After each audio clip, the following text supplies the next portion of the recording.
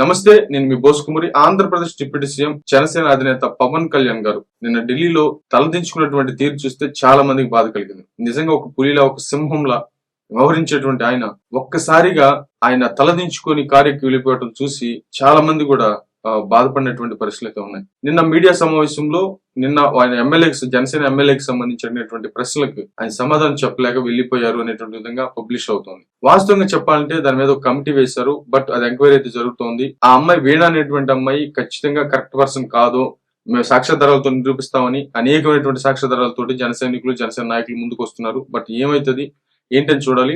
ఎప్పుడు నీతి నిజాయితీతోటి గర్వంగా రొమ్ము విరుచుకొని నిలబడేటువంటి పవన్ కళ్యాణ్ గారు అలా వెళ్తుంటే బాధపడినటువంటి మనసు అయితే ఖచ్చితంగా లేదని చెప్పడంలో ఎటువంటి సైట్ లేదు. ఇలా ఎందుకు జరిగిందనేటువంటి విషయాన్ని చూస్తే చాలా మంది అనుమానం వ్యక్తం చేస్తుంది. ఏంటంటే ఈ వీణ అనేటువంటి ఆమె వెనక ఖచ్చితంగా వైసీపీ పార్టీకి సంబంధించిన మీడియా, వైసీపీ పార్టీకి సంబంధించిన నాయకులు ఉన్నారని, అదే విధంగా ఢిల్లీలో కూడా ఆ ప్రశ్నలు అడిగించినటువంటి విలేకరులు ఎవరైతే ఉన్నారో, వాళ్ళతోనే అడిగించారు, పవన్ కళ్యాణ్ గారిని కావాలని అడిగించారు అనేటువంటి విధంగా.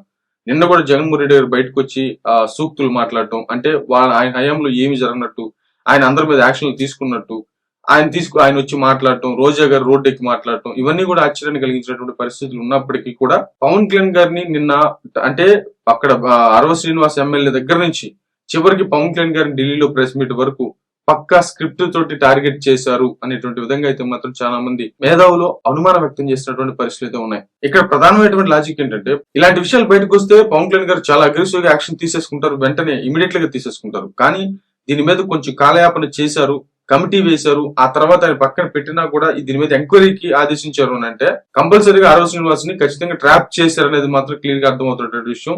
దాన్ని హైలైట్ చేయడం కోసం పక్కా డ్రామా ఆడారు అనేటువంటి విషయం మాత్రం క్లియర్ గా అర్థమవుతుంది. కానీ ఇంకొన్ని రోజుల్లో బద్దలైపోయేటువంటి బ్రేకింగ్ న్యూస్ అయితే మాత్రం రాబోతున్నాయి అనేటువంటి విధంగా అయితే మాత్రం చాలా మంది మాట్లాడుతున్నారు. అయితే దీంట్లో ప్రజలు గమనించాల్సినటువంటి విషయం ఏంటంటే, ఇది జరిగింది మొత్తం కూడా ఒక పక్కా స్క్రిప్ట్ ప్రకారమే జరిగింది అనేటువంటి విధంగా నిరూపితంగానే అయితే, ఈ 3 సంవత్సరాలు మాత్రం ఖచ్చితంగా రాజకీయాల్లో ఏది పడితే అది నమ్మకుండా ఆచి తూచి వ్యవహరించాల్సినటువంటి పరిస్థితులు అయితే ఉన్నాయి. మామూలుగా ఎవరు బట్టలు ఎప్పుకొని తిరుగుతున్నారు, ఎవరితో తిరుగుతున్నారు ఏంటి అనేటువంటి విషయం ప్రజలకు అనవసరం. ఆంధ్రప్రదేశ్ అభివృద్ధికి ఇది అనవసరమైనటువంటి విషయం. ఆంధ్రప్రదేశ్ అభివృద్ధి అనేది ఖచ్చితంగా దీంట్లో ముఖ్యం. ఆంధ్రప్రదేశ్ అభివృద్ధిని ఖచ్చితంగా ప్రజలకు కనపడకుండా ఇలాంటి సంఘటనలతోటి వాటిని కప్పేస్తున్నారు, డైవర్ట్ చేస్తున్నారు అనేది మాత్రం క్లియర్ గా అర్థమవుతోంది. అటు అమరావతి గాని, లేకపోతే పోలవరం గాని, లేకపోతే అభివృద్ధి కార్యక్రమాలు గాని విపరీతంగా జరుగుతున్నటువంటి తరుణంలో దీన్ని డైవర్ట్ చేయడానికి అటు పవన్ కళ్యాణ్ గారు, చంద్రబాబు నాయుడు గారు పడుతున్నటువంటి కష్టాన్ని బయటికి రానికుండా చేయడానికి ఇవన్నీ కూడా ఆటంకాలు అవుతున్నాయని మాత్రం ఖచ్చితంగా వాస్తవం. ఎవరితో తిరిగితే అనవసరమైనటువంటి విషయం. బట్ ఇలాంటి విషయాలు వచ్చినా కూడా అనవసరమైనటువంటి విషయం ప్రజలకి. బట్ అధినాయకులు కరెక్ట్ గా ఇలాగా ప్రవర్తిస్తున్నటువంటి వ్యక్తుల మీద కరెక్ట్ గా చర్యలు తీసుకుంటున్నారా లేదా అనేటువంటి విషయాన్ని గమనించుకొని దాన్ని పక్కన పెట్టేసి ఆంధ్రప్రదేశ్ అభివృద్ధి జరుగుతుందా లేదా అనేటువంటి విషయాన్ని మాత్రం ముందుకు తీసుకుని వెళ్ళగలిగితే ఖచ్చితంగా ఇలాంటి రాజకీయ ట్రాప్ లో పడకుండా ఆంధ్రప్రదేశ్ యొక్క అభివృద్ధి మీద ఫోకస్ ఉంటుంది.